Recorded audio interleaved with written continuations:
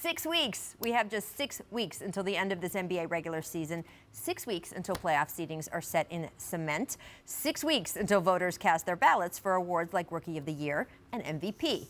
So this is it, the stretch run. So let's take a look at what we know already and what is still up for grabs. First, we know that the Bucks are ridiculous. They're winning right now by an average of nearly 13 points a game. Think about that. It's like a driver crossing the finish line at the Indy 500 before you can barely see the rest of the competition even rounding the final corner. On Friday, Milwaukee played Oklahoma City, a playoff team, and won by 47 points. Yesterday, Milwaukee only beat Charlotte by 8, but in that game, Giannis reeled off 41 points, 20 rebounds, 6 assists in just 35 minutes. That is the fastest 40-25 game in NBA history. The last person to even come close to that was Elgin Baylor 60 years ago. So yeah, we know the Bucks are heavy favorites in the East, although we also know that the playoffs on that side of the bracket could get pretty spicy still. Look at the 4-5 spots in the standings. We are getting close, people. It could be happening. Jimmy Butler Bowl in the first round. Woo! Miami, rooting for that. Philadelphia, fireworks. And take a look at the West. We could get a first-round Clippers-Thunder series, something no one imagined when the team swapped Paul George this past summer. A series that would also put a revived Chris Paul right back at Staples Center, going against his old team. Or look how close the Thunder are to the 5 spot. We could get Thunder Rockets in the first round, which would put CP toe-to-toe with the man who replaced him in Houston, Russell Westbrook. Another fascinating race out west is for number 8. Last night, the Kings stormed back from 21 down to stay in what has become a 4-team sprint between San Antonio, Sacramento, New Orleans, and Memphis to see who gets to face the Lakers in the first round. And the Lakers did their part this weekend by sampling some of their possible opponents. First, LA fell to Memphis, courtesy of yet another gangbusters outing from Morant. Morant is just fearless, both on the court and also off it. After the game, he signed his jersey and sent it over to the Lakers locker room for LeBron, unsolicited. Yep, LeBron said he didn't even ask for it. Morant just assumed that he would want it. I love this kid. Still, all of that turned out to be just a prelude to last night when we got Zion versus LeBron Part 2. So watch this from the first half. Zion treating Kyle Kuzma like a speed bump on his way to a dunk. That one measured on the Richter scale, Shaq-like. And then, before the fans in New Orleans really even had time to settle back into their seats, there was LeBron jogging across the midline to deliver this.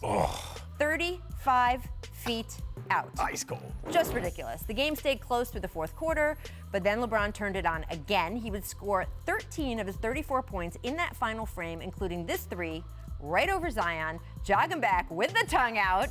Now, when it was all over, we got a much-discussed hug between the two of them. And the question really remains, will we see these two go at it once the playoffs roll around?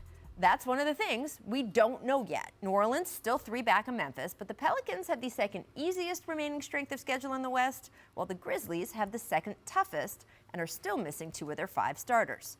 It's one of several things we're going to be watching in this upcoming 6-week sprint where so much has yet to be decided. Gentlemen, start your engines.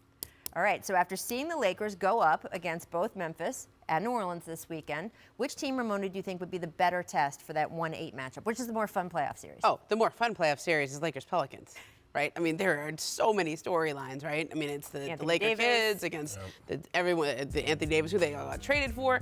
That's the one we all want to see. I don't know if that's the one the Lakers want to see, because I think the Pelicans are a really formidable team that probably would be higher seeded if they didn't have Zion Williamson out for the first part of this year. Injuries, Alonzo Ball, Derek Favors. I think they should be up higher in the standings, so you don't want to see them as an 8 seed. That's also why, though, I think they'd be the better test for the Lakers, because they're a better team. And if the Lakers are going to find a way to get as far as they think that their goal should be, figuring out the Zion situation is going to be something that they need to do. Look, I love the Grizz. I love Ja. I love 12. But I think that the way this team is made up, is certainly more suitable for a playoff run, just typically. And also, I have a very vested interest in J.J. Redick making the playoffs again in his career. I need to see the Pels get there, but overall, I think they are, at this point, a team that the Lakers need to beat in order to show themselves that they can make that run. Remember at the beginning of the season, opening of training camp, J.J. Redick said that he reminded Zion Williamson, I've got this, 15-season playoffs? Exactly. That's what I'm talking about. I asked Zion the other day, I was like, has that come up at all recently? He said, well, funny enough, yes it has, actually. Yeah. JJ's still reminding him about that. I did think it was interesting. This happens, obviously, when we get to these last 2 months of the regular season. You had the Lakers directly influencing who might get that 8th seed. They lost to Memphis, which was not something we expected. Both AD and LeBron were in the lineup, which I didn't think at first when I saw the score flash in the arena I was in across the country. And then they beat the Pelicans, so that's a swing for teams that are only 3 games apart. And I just can't, I look at those standings and I just can't believe we're not going to see the San Antonio Spurs or the Portland Trailblazers make a run, like when Dame Lillard gets going and gets back. My question, though, is when is Damian coming back? Right? Yeah, I know, and it's, I mean, just look, is this really going to be the year the Spurs streak ends? Is Dame really not going to come back and lead the Trailblazers back into the playoffs? Like, it's just hard for me to see those veteran teams not get it together, but I think the teams ahead of them right now are probably better. I mean, I think the Pelicans are playing at a level where they're a team you do not want to see in the first round of the playoffs. Which influences the Rookie of the Year race as much as anything. If they come back and make the playoffs and the Grizzlies can't do it, I mean, it's tough to look at now, but Zion could steal that award from Ja. 1-2, friends from AAU. That could be really interesting. If Zion is the one who is directly responsible for knocking Ja out of the playoffs, I think that will be part of the conversation. There will still be people who will say, hey, he didn't play enough games, but it becomes a bigger part of that conversation. I think he would deserve it at that point, too. And, oh, you do? So you would... I mean, as much as I don't want to see it, I think if you knock the guy ahead of you out of the playoffs, forget about the number of games you're playing. I mean, he's Zion Williamson. We've seen the impact he's had on the league just in a short amount of time. Thanks for watching ESPN on YouTube. For more sports highlights and analysis, be sure to download the ESPN app. And for live streaming sports and premium content, subscribe to ESPN+.